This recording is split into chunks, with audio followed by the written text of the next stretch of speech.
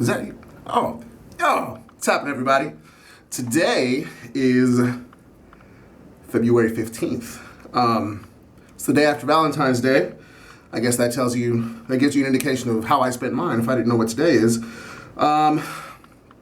Today, I'm gonna go with a bit of a theme here.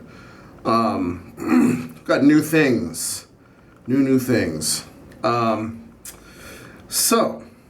And if you give me 1 second, because here's the thing, I want to make sure that I don't leave anybody out. So let's go ahead and get this thing started, and I'll name check everybody as the need arises. And before we even get started for real, I picked this up. This is a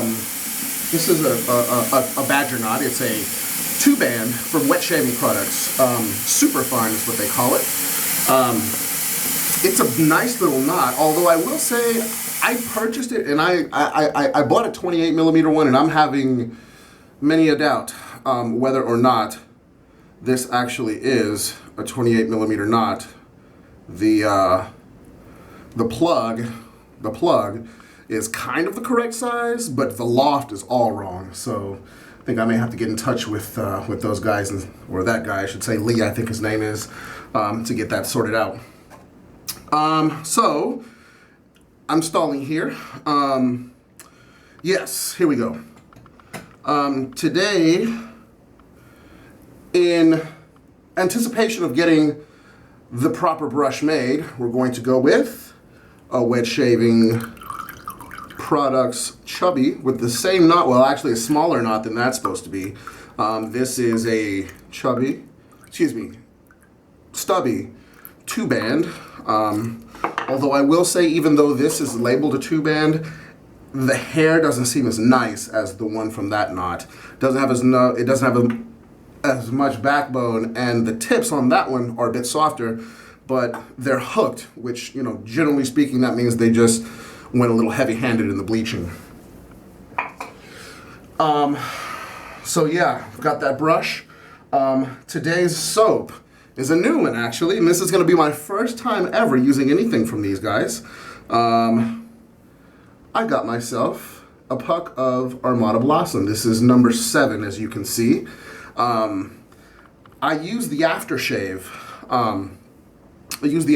Recently, and it's incredible stuff. And I told you guys to take a look at, or keep an eye on the site, shaveship.com. But I think he said that he is not going to be selling them from the site just yet. So you will need to keep your eyes on the Shave Bazaar on Reddit for that. I have given it one test lather. I have given it one test lather, and it smells like the aftershave. I'm happy about that. It's a brown puck. It's an ill color. There's rum in here. There's beer. There's all the nice little floral bits that make this stuff smell so good. This stuff smells wonderful. I'm really into it. I don't know how many of these were made, but if this is number 7, I'm guessing I got a really early one in the production run. And it's loaded. That is it. That's all I'm using. That was fast. And I'm telling you, man, I wish I could describe the scent. This stuff, I'm telling you, it's so good. The aftershave, it's not just a stinging affair. It actually has things to calm your skin down. It's fucking wonderful. And then today we're going to be going with a little bit different blade. We're going to be going with Big Bad Feather.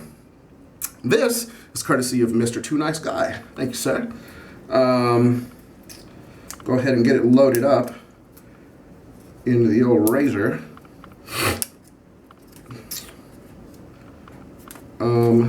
Excuse me, I usually have this done. I'm not the most coordinated feller in the world, and you would think somebody who shaves the back of their head as often as I do, and as perfectly as I do, would have a little bit more coordination. But no, it's not how I roll. It's not how I do it. And today's razor, excuse me, is going to be Above the Tie R2, but it's on a Kronos handle. And this is courtesy of Reddit user AR Barnes. I traded him one of my Atli. Here's the other Atlas, if you don't believe me. So this is going to be my very first use of this one. Initial impressions, it's noticeably heavier. This diamond knurling is not quite the same as it is on most Bulldog handles. A lot of Bulldog handles, the diamond shapes themselves kind of come out to a point like this. And that's what creates the grip. Whereas on this one, it's a lot like the Atlas, where the channels that create the diamonds seem to have raised edges, and that's what creates the grip. It feels like that's what creates the grip, and there's like there's really fine horizontal lines in the actual diamond shapes themselves. These above the tie handles, they're something else, and I don't say that as a ball washer, although I am an above the tie ball washer. I say that in all for realness because they're just very well done. The handles are very well done. So let's go ahead and get this good stuff lathered up here. And yeah, like I mentioned before, I've never used a Mickey Lee Soapworks product. I have a couple other pucks. I'm gonna be really honest with you, I just haven't gotten around to using them. I've given them test lathers and they've all worked pretty nice. Scent strength on this is very, very strong. And again, I love the scent, so kudos to you guys. Kudos to the Mickey Lee and Sammy Lee and Spa Treatment, the gentleman that actually came up with this scent and the aftershave, who you'll all be giving your money to once he gets these aftershaves rolling.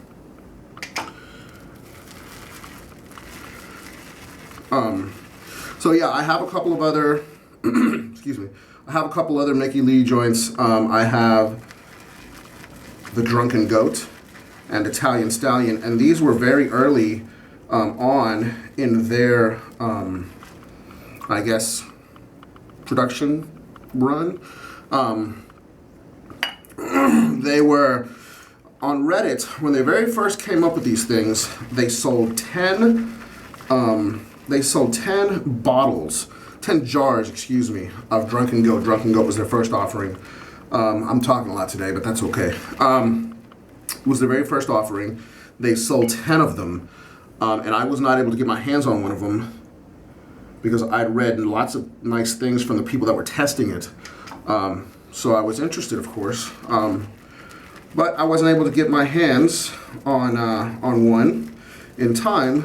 So they then they did another run of soaps, and these ones, they were the Drunken Goat and Italian Stallion, but they were before they even had, they didn't even have jars or anything. I got them like wrapped in coffee filters, so I had to like find my own thing to put them in. It's cool. I bought it directly from them. It was nice, but like I said, I haven't used them, and judging on how this lather looks and smells, I suppose that was a bit of a mistake to wait this long to check it out, but that's okay because I still have them. So let's go ahead and get this going, huh?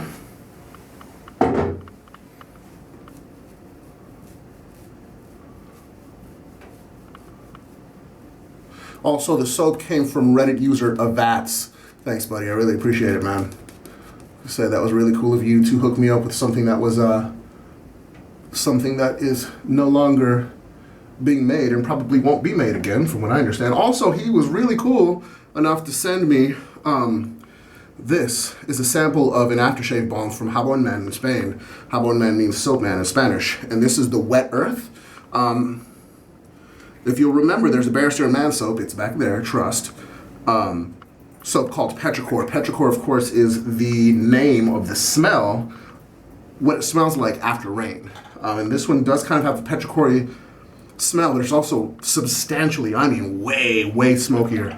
It's very interesting. It smells like what I imagine Islay in Scotland would smell like. Anyways, here we go. And this is an R2 again, by the way, not the S2.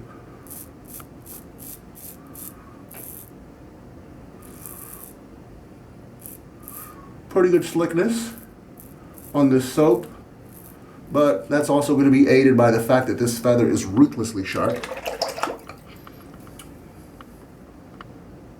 But all in all, this is effortless.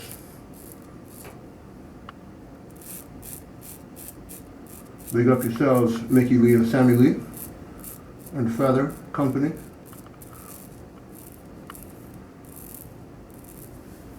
Wow. It's very good. This thing is heavy.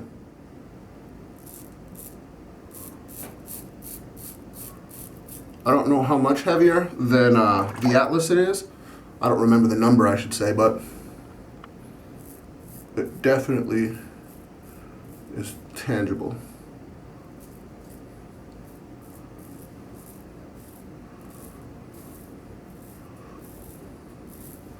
You know, I'm gonna have to reconsider. My judicious use of these feathers because, man, every time I use them, I'm just reminded of how mega they are.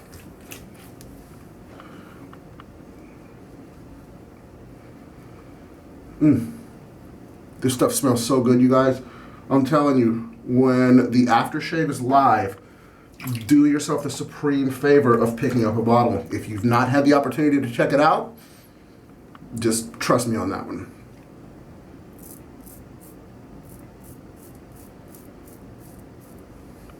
And again, not only does it smell good,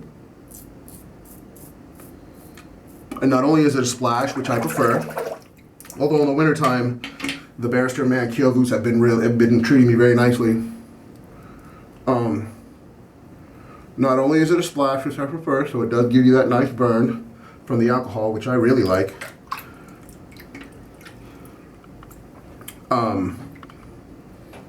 But it also has like skin healing properties as well, like oils and all that good stuff. The sample that I had actually separated, and I had to shake it up to get everything, you know, nice and together. And it has a touch of menthol, not much at all, just a touch.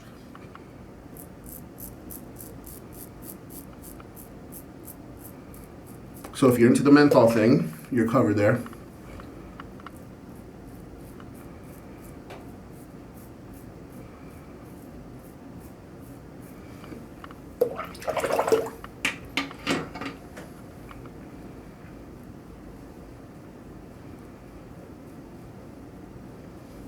Floral and woody and citrusy stuff is so nice.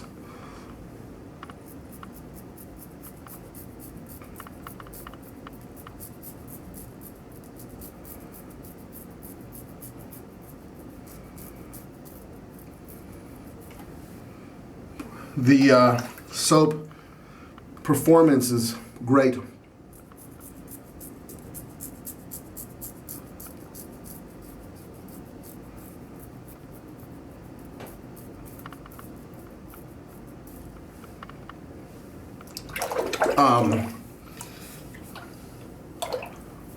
As I say, aside from this mustache area is beautiful. If you guys haven't done some experimenting with blade buffing, I suggest you do. By this point, a lot of you should be proficient enough with your equipment to be able to do it with no issue.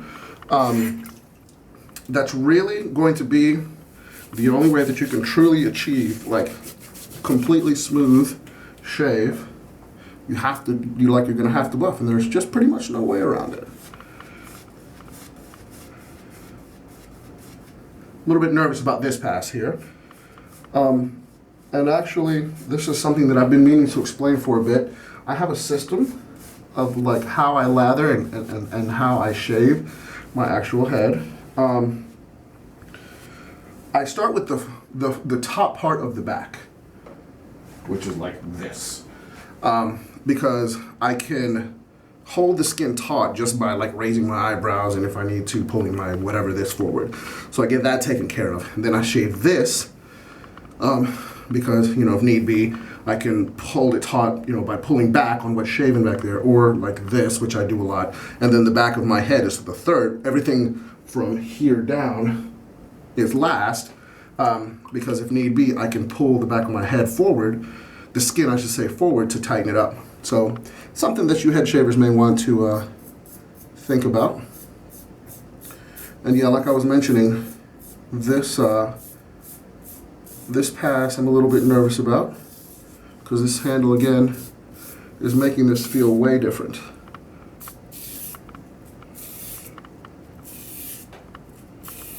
that's okay, because the shave ship, the soap, has taken the wheel, and this is remarkably easy. But the aggression is definitely there.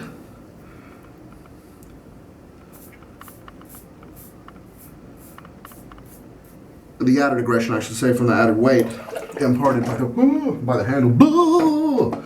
Little Hank Hill for you.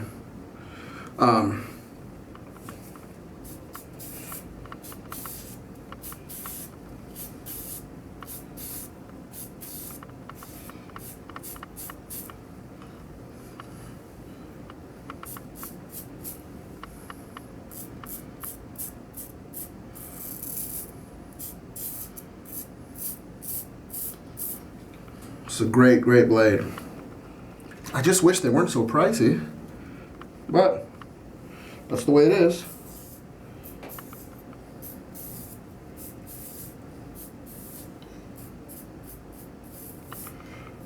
Mr. Too Nice Guy sent me a whole bunch of them. They don't agree with him. And that sucks because, well, whatever, because they don't work for him. He gave them to somebody who they work for. All is right in the world.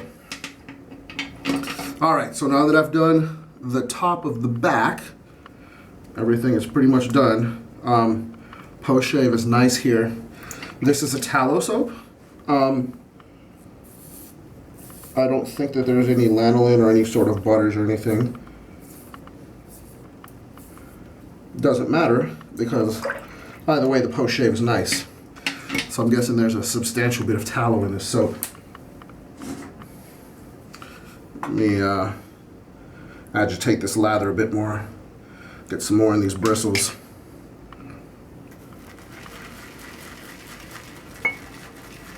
Also, the water that I use to bloom this soap, I keep it in the cap of the soap, and that's what I use to, like, you know, that's the water that I use to add to the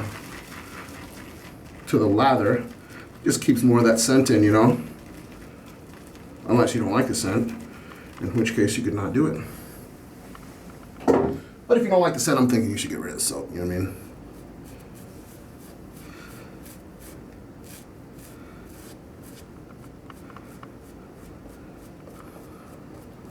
And, you know, I'll tell you something that's really, like, been, I guess it's just kind of annoying, or just it doesn't make any sense, is, well, let me get started here, and I'll just tell you when I get there. Anyway, so listen, let's talk about these fights from last night. Don't know how many of you guys had an opportunity to watch the card last night. I think it was on Fox Sports 1 or something.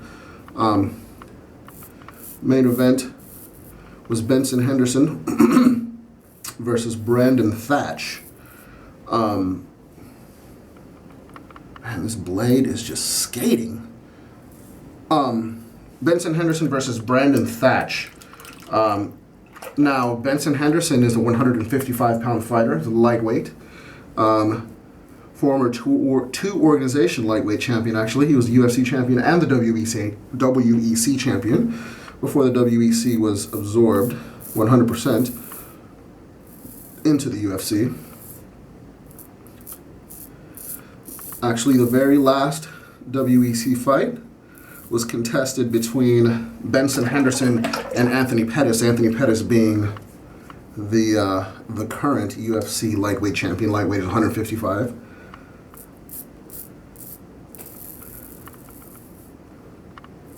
And it was a hell of a fight. And this is actually what I was going to get to before. These little bits right here, my bangs, so to speak, these things are really annoying. Like, I have to pass over them a few times in order to get them, like, fully, like, done. This doesn't make any damn sense. Although I will say, when I was younger and I used to be a skater way back in the day when I was, like, early teens / preteen, I had, like, short hair and I had bangs. I had bangs down to here, actually. This was back in, like, I lived in Germany. Dad was stationed in Heidelberg, so that was from 86 to 90, so it was like ages ago. Not my best moment, but that's okay. Another hint for the head shavers out there. You notice how I still have this little strip of lather here? I leave that. I shave almost to the edge of it, and then I just continue, and I don't relather that spot. So that way, I've got a clearly defined border of where I've already shaved. And if you'll notice, I just do one pass on the head and it's against the grain. I don't know if it's because my technique is next level, or because my skin is next level, or because my hair is next level. Something is next level enough that allows me to do that. Your mileage may vary, but again, another thing for you head shavers to bear in mind. And actually, I'm going to go ahead and do this. Cool. All right.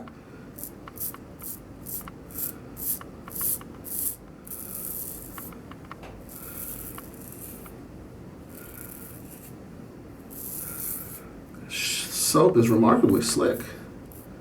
You know, even though I've never used either of them before, I actually used them as trade bait before, when Drunken Goat wasn't available, and then when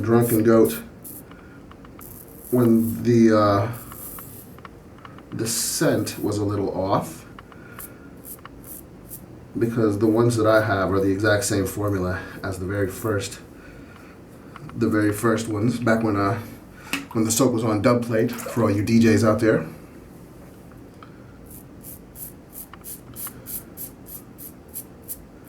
This handle's nice. I don't feel that the razor is as agile as with the shorter, lighter Atlas handle, and the knurling is way cooler on the Atlas. Let's go ahead and get that established. But this is a good one. This is a good bulldog style handle, and I don't know like how it compares in terms of length and weight to the Icon one. But it doesn't matter because I don't own it. I do own this one, and it's a good one. It's a very good one, actually. Thanks again, AR Barnes. I hope you're liking that Atlas, by the way. You gotta let me know what you think about it.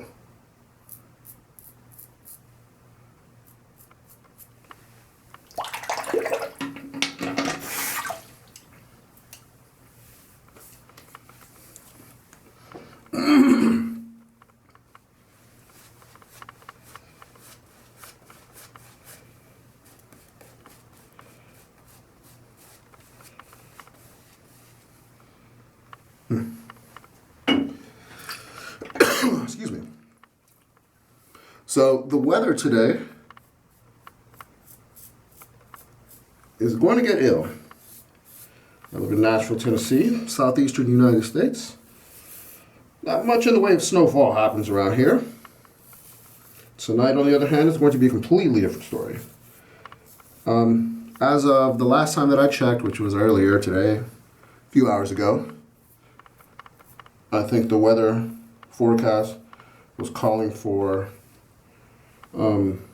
6 to 8 inches of snow, which is enough to completely paralyze any location in the South, because there's no such thing as like snow plows and all that stuff around here.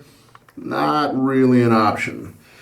And then the forecast went from bad to worse, because I remember reading somewhere, and I don't know if this still is accurate, but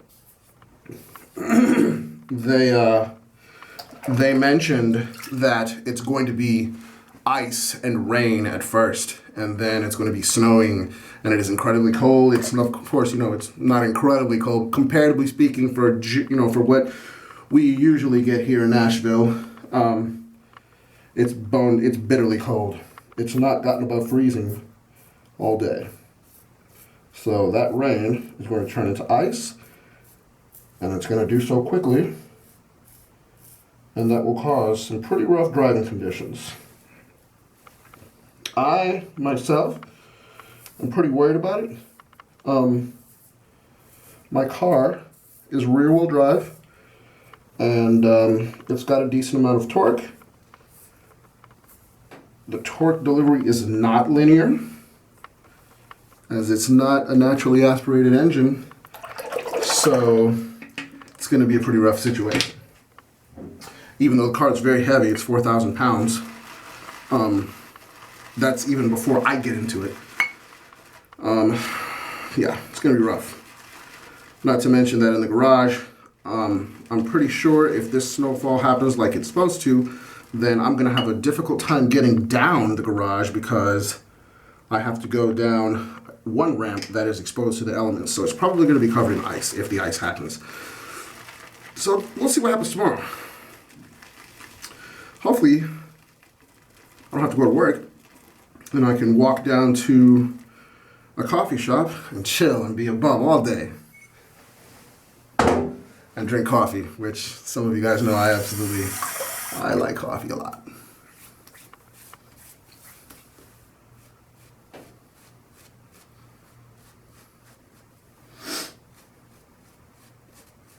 Anyway, so I was talking about the fights last night. Benson Henderson versus Brandon Thatch. Again, Benson Henderson was the champion, the most recent former champion of the UFC in the lightweight division. He relinquished his title to Anthony Pettis in both the WEC and the UFC. Safe to say that Mr. Pettis has Mr. Henderson's number.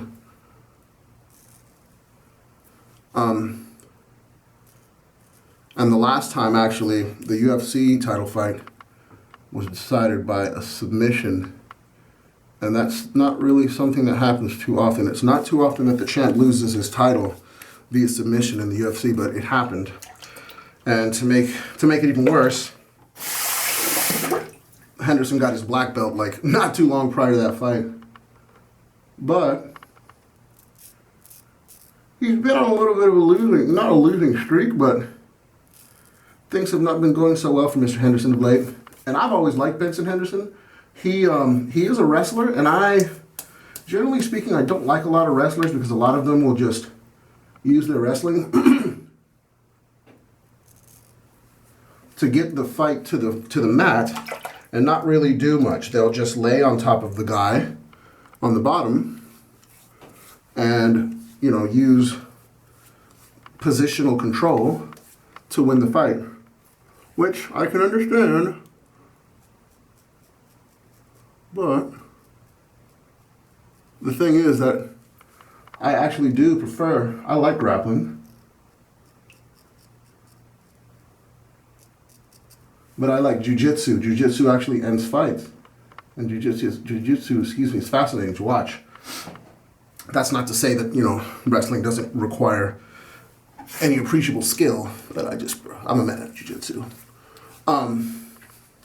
So yeah, Henderson, his last fight was against a gentleman named Donald Cerrone. Closely contested fight. The fight ended in a split decision, and Cerrone got the nod from 2 of the 3 judges. If I was one of the judges, I would have given the fight to Henderson, but I'm not. So it was close. A lot of journalists and sites gave the fight to Henderson. Some of them gave it to Cerrone. It was a split decision. It was very, very close. So after that fight, Henderson was feeling a little jilted, we'll say. And I really hated it for the guy. A lot of people don't like Benson Henderson. I can understand, I guess, if you have a thing against his beliefs or whatever, but they also think that he's not a good fighter, which is just stupid. He's a very good fighter, and I've always liked the guy. Anyway, so he fought Brandon Thatch, who is an enormous welterweight. Welterweight is 170-pound class. And just like boxing,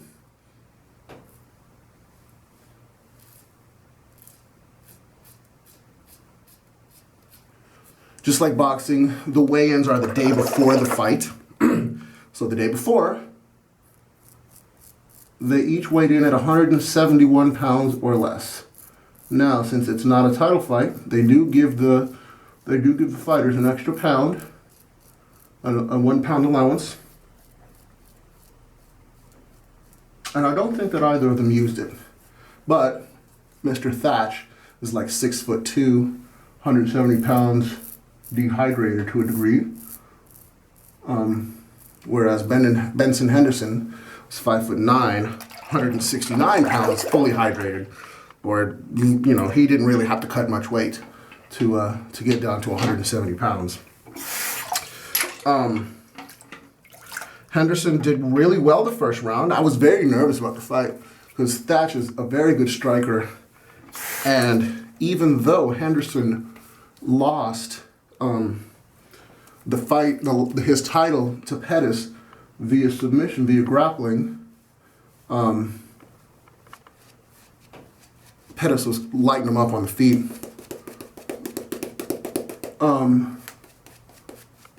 So Thatch is a very good striker. And, you know, the first round, Henderson, I gave it to Henderson. The second round, Thatch was turning it on with ease, I might add. And it wasn't looking too terribly good for Mr. Henderson. I was like, fuck, man, this sucks. I guess he really shouldn't have taken the fight. Third round was closer. Henderson, even though Henderson is a wrestler, but he's not really too bad about, you know, getting somebody down and just laying on them to win the fight via positional control.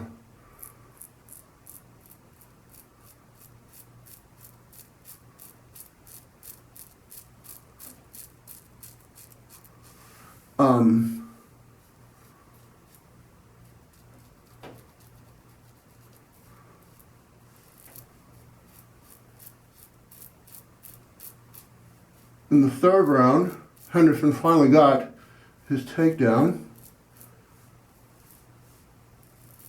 and Thatch immediately took on a defensive posture. Gave up his back, which means that, you know, Henderson was able to spin around and, you know, take his back and be able to have both of his hands in front of Thatch's face to have access to his neck to choke him, which is not where you want to be against, you know, a pretty decent ground guy in Benson Henderson. So I think this is pretty much it here. So the third round, you know, he was pretty much defensive for most of the round because Henderson got that takedown early, and that takedown he got it because he busted his ass for it. Started the fourth round, they come out, and they were trading, you know, every round starts on the feet, of course. So they were trading strikes for a bit.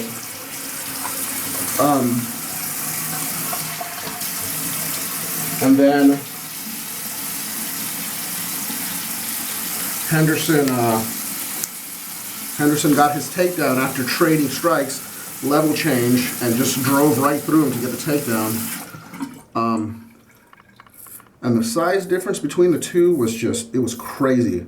Like, as I was watching the fight, I was like, man, like, I understand that Henderson is a former champion, but man, how did this fight even get sanctioned? Because the size difference was just huge. And Thatch was using it half decently, but by the same token, Henderson was getting a lot of strikes in. But anyway, so he struck with him at the beginning of the fourth. Level change, got him down. Thatch again gave up his back very quickly. And then Henderson, you know, he took his back. He was threatening with the chokes. And, you know, Thatch tried to get up. He sat up for a bit. Henderson, like, you know, sat up, snatched his neck, immediately sunk in that rear naked choke, and it was badass. I was really hyped when he got that finish. That was really cool. So yeah, I was really hyped on that fight. And my favorite fighter is BJ Penn, who never had a problem jumping up in weight to fight somebody that was substantially larger than him, for better and for worse. Usually for worse. But that's my guy. Love him. So that was as a BJ Penn fan, like, man, that made me really, really happy. All right, so this was a very, very good shave. And then we're going to go with Folsom & Company black powder. This one came to me courtesy of Christopher Bailey. Thanks, man.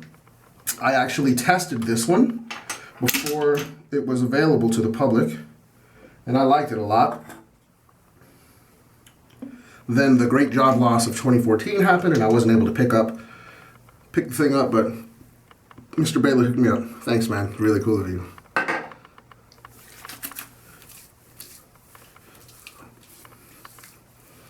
I think it's very complimentary to the Armada Blossom.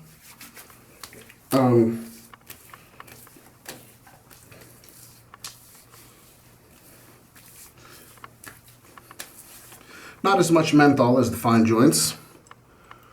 Perhaps maybe a little bit more water rather than alcohol. The burn is most certainly there, but it just feels a little bit nicer to your skin than fine aftershave, which is a little too much. They prove to be a little bit too much for me in the winter, because even though I do have very oily skin, it still dries them out.